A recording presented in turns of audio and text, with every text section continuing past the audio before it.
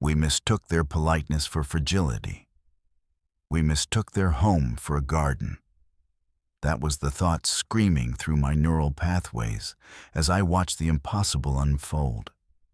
The arena, usually a cacophony of 60,000 roaring throats, had fallen into a silence so absolute it felt heavy, physical. In the center of the pit, the air was still shimmering with the heat of a Class 4 plasma discharge, a weapon that boils titanium on contact. And standing there, wreathed in smoke, the human hadn't even blinked.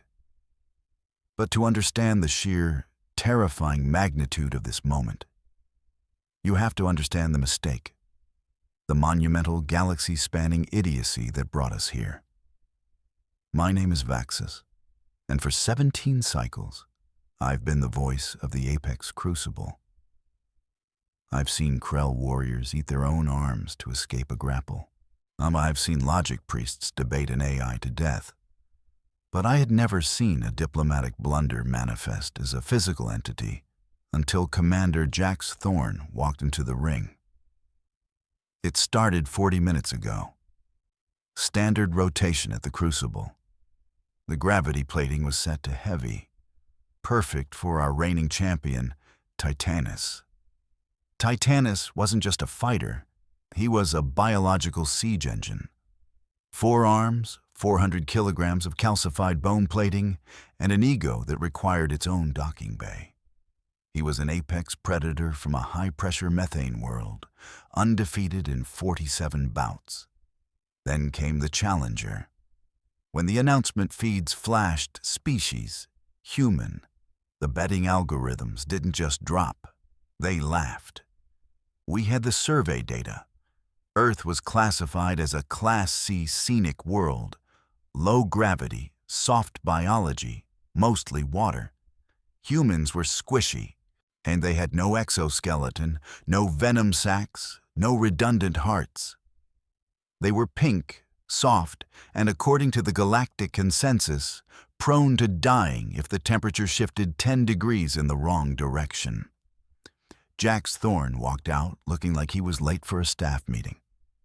No armor, no energy shields. Just a loose gray flight suit and boots that looked scuffed. He stood 1.8 meters, a child compared to Titanus. The crowd jeered. It was cruel, really, like watching a nutrient paste dispenser trying to fight a trash compactor. "Ladies and gentle beings," I had announced, my voice booming over the speakers, dripping with professional pity. "Please try to keep the cleaning fees to a minimum."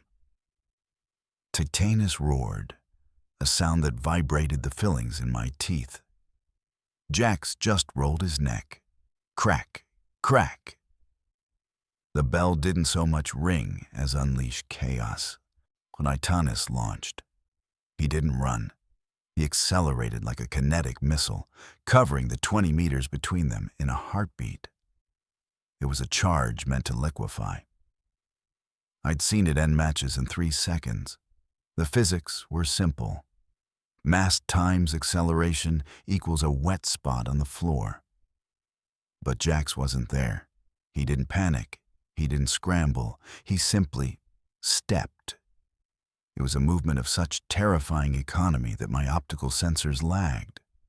Gravity is a universal constant, but for humans, it's just a suggestion. Jax slipped under the first swinging arm, pivoted on a heel, and let Titanus' momentum carry the champion crashing into the turnbuckle. The crowd gasped. I leaned forward, my headset slipping. "Kinetic displacement," I muttered, trying to sound like I understood.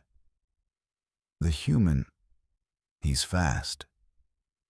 Titanus was more than fast. He was furious. He spun, all 4 arms whirling, bone blades extending from his forearms. He slashed, a chaotic grid of death that should have turned the human into ribbons. Jax wove through the assault. He looked bored. It wasn't that he was dodging. It was that he was moving faster than Titanus could think. He was reading the air pressure, the muscle tension, the intent. Frustration broke the champion. Titanus did the unthinkable. He reached for his belt and activated the Magna Gauntlets, illegal in this bracket. But the referees were too stunned to blow the whistle. The gauntlets hummed with blue-white energy, charging a plasma burst that could punch through a starship hull. "Die, insect!" Titanus screamed, thrusting both palms forward. The blast was blinding, a lance of pure heat aimed directly at the human's chest. There was no time to dodge, and no room to run. Jax Thorne didn't try. He raised one hand, open palm. The plasma struck him. The impact should have vaporized his arm. It should have sent a shockwave through his skeleton that turned his organs to soup. Instead, the energy hit his palm and stopped. It hissed, sizzled, and dissipated against his skin like water hitting a hot skillet. Jack stood firm, his boots locked to the floor, his arm rigid as a steel beam. He caught the fire. He caught the death blow of a heavy world champion with his bare hand. The smoke cleared. Jax looked at his palm, blackened with soot but unburned, and then looked up at the terrifying monster towering over him. "Is that it?" Jax asked, his voice cutting through the silence. "My toaster at home runs hotter than this." "Hold." The referee's voice amplifier shrieked, slicing through the stunned silence like a diamond cutter. Emergency barriers slammed down around the ring. The match was dead. The betting boards were flashing crimson error codes. Illegal augmentation. The referee, a floating nervous system in a jar, hovered closer, scanning beams raking over Jax's body. Class 4 energy shielding is prohibited. Disqualification imminent. Jax didn't move. He just dusted soot off his flight suit. Check again. The scanner whirred. It clicked. It ran a diagnostic on itself, assuming it was broken. Then, it projected the results in massive holographic text above the arena. Biology. 100% natural. Augmentation. None. The crowd didn't gasp this time. They just stopped breathing. "Impossible," I whispered, my hand crushing the microphone. That was plasma. That burns at 3,000 degrees. Jax looked up at the booth, shielding his eyes from the glare. "You guys calibrate your sensors for galactic standard gravity, right?" He rolled his shoulders, a sickening pop-pop sound that echoed in the quiet. "My survey data is wrong. Earth isn't a 0.9 G garden world. It's a 1.8 G pressure cooker. High atmospheric pressure, tectonic volatility. We didn't evolve to float. We evolved to survive being crushed." The realization hit me like a physical blow. A death worlder. We hadn't found a weak species.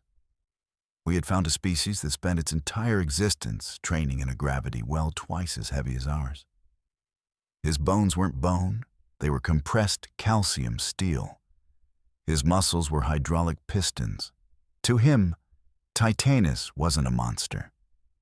Titanus was a balloon animal. Titanus, however, wasn't doing the math.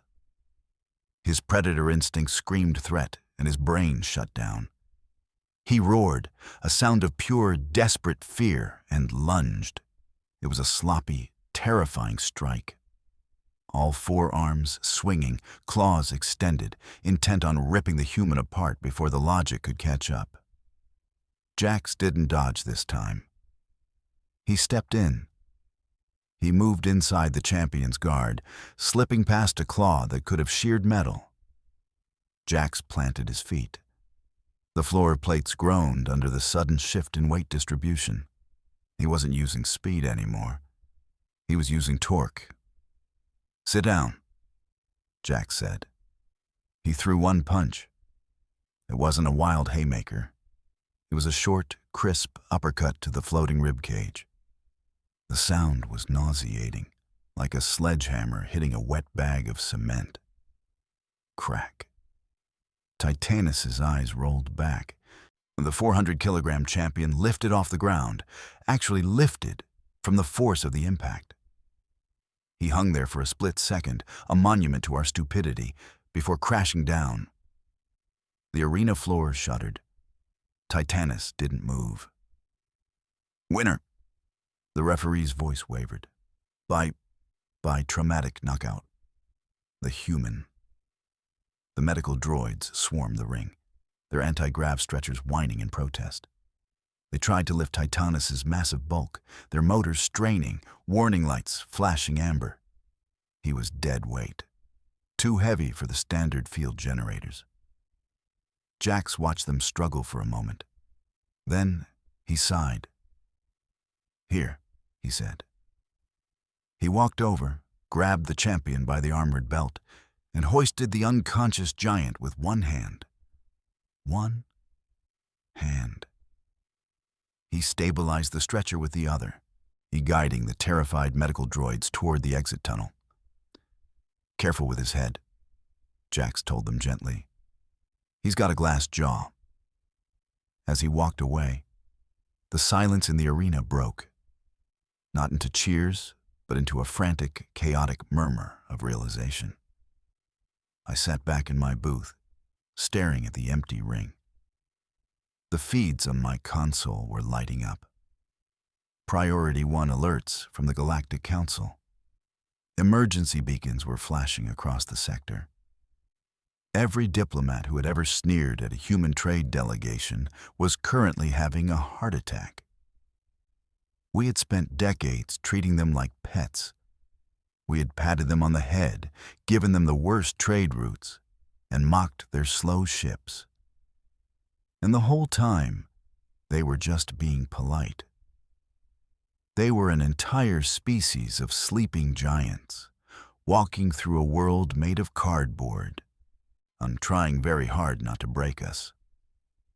The champion didn't lose to a warrior. He lost to a cargo pilot on his lunch break. I opened a channel to the Council High Command. They needed to know. The diplomatic blunder wasn't that we had ignored them. It was that we had annoyed them. "This is Vaxis signing off," I said, my voice trembling just a little. "And if anyone asks, I suggest we give them whatever they want."